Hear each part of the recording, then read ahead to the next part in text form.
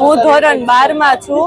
અમે બહુ પ્રેક્ટિસ કરી છે. અમે 7 થી 8 કલાક ભણતા, પ્રેક્ટિસ કરતા ને એવું બધું કરતા. એ તો હજી કઈ બહુ ડિસાઇડેડ નથી, હજી જોશું. એ લોકો ઘણી કહેતા કે ભણો ને પ્રેક્ટિસ કરો ને એવી રીતે.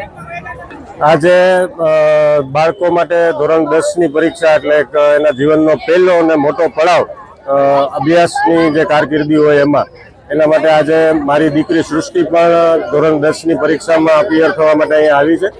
અને બહારનું વાતાવરણ જોતા ખૂબ જ ઉલ્લાસ ભરેલું વાતાવરણ દેખાય છે અને લગભગ બધા બાળકોના ચહેરા ઉપર એક આત્મવિશ્વાસ પણ દેખાય છે.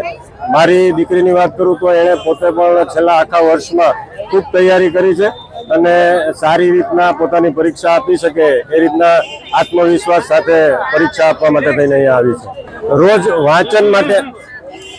વાંચનની વાત કરીએ તો રોજ 5 થી 8 કલાક તૈયારી એણે છેલ્લા જ્યારે પ્રી બોર્ડ એક્ઝામ સ્કૂલમાં પતી ત્યારથી 5 થી 8 કલાકનું તૈયારી એણે એના વિષય માટે કરેલી છે.